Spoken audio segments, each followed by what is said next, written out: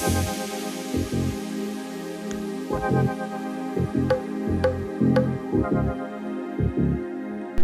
going on, YouTube? It's your boy Corey. Man, it's been a minute.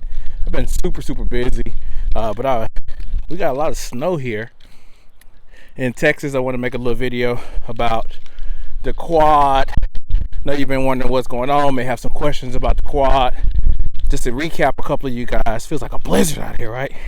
But I want to give you a little information about the quad, cold start, just stuff like that. Some things I like about it, some things I don't. Doesn't matter. I just want to put a video out here for you guys, so just rock with me. I also purchased a brand new truck for you guys, for the channel. It's gonna be super cool. Pardon me, guys, I'm staying in a temporary location until my home is complete. Got a massive renovation going on right now, but yeah, here she is. Yeah, so I wanted to give you guys kind of a breakdown on the quad, right? Like, there's a lot of people who are considering purchasing this car, or you were like me, you had purchased the 2.0 version before getting into something a little bit more expensive, trying to figure out the reliability. You heard a lot of horror stories about the car, just a lot of things like that. I just kind of want to knock some of those things out. What would be some of my biggest complaints, and then what would be some of the things that I love? First and foremost, the Quadrifoglio looks amazing. I have the Stelvio Quad, of course, if you've seen any of my videos.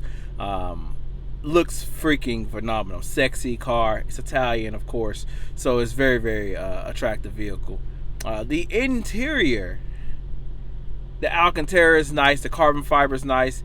The only really drawback is the infotainment system is trash. I mean, there's Hondas and Nissans with better infotainment system and technology, but I guess that makes it affordable, right?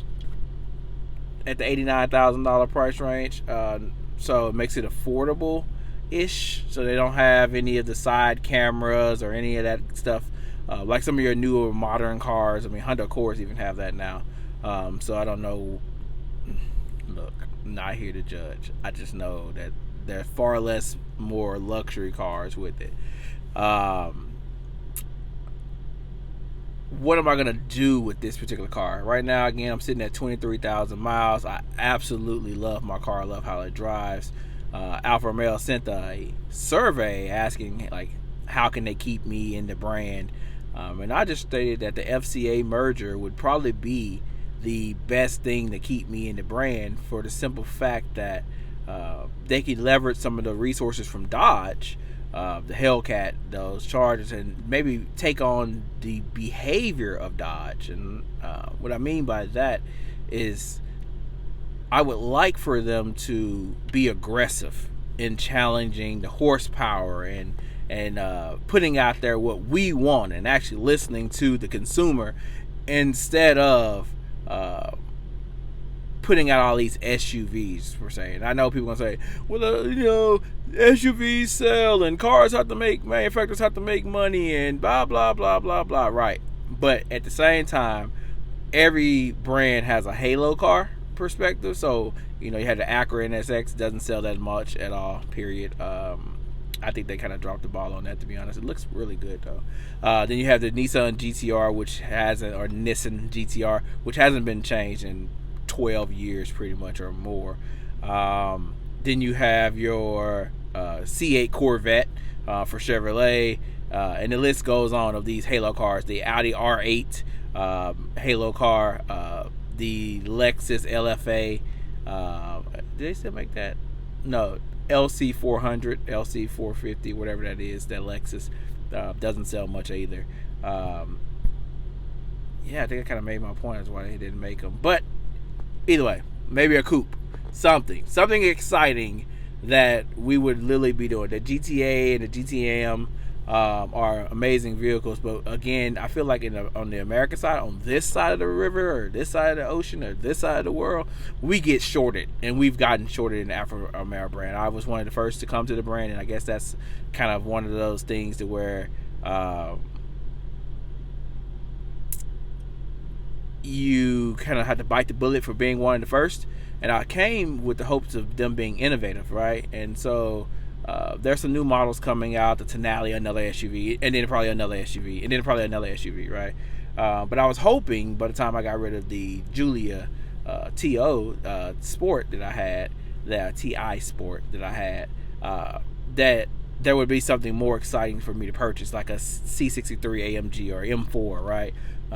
Those type of cars. I would have loved to have had an opportunity to purchase one of those cars from Alfa Romeo.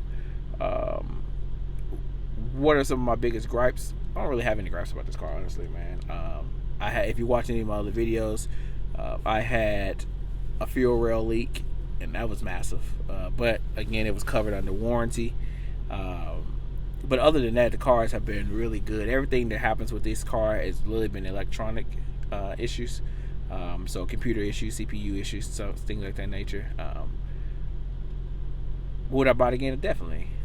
So some other things, like if you're not one of those individuals that are prepared to pay for maintenance, please get the extended service warranty, because their maintenance is on par with other luxury manufacturers. But like any luxury manufacturer, right, it gets expensive or can get expensive. You can get a bill that's completely out of pocket, $4,000, not $4,000, but $2,000, and that's just a service interval. So $2,000, you got $1,400 and $800. So if you're not prepared to drop those sums of money, the Quad is completely different than the Giulia 2.0 or the Stelvio 2.0, and I'm referring to 2.0 as just the engine for people who are not familiar with it.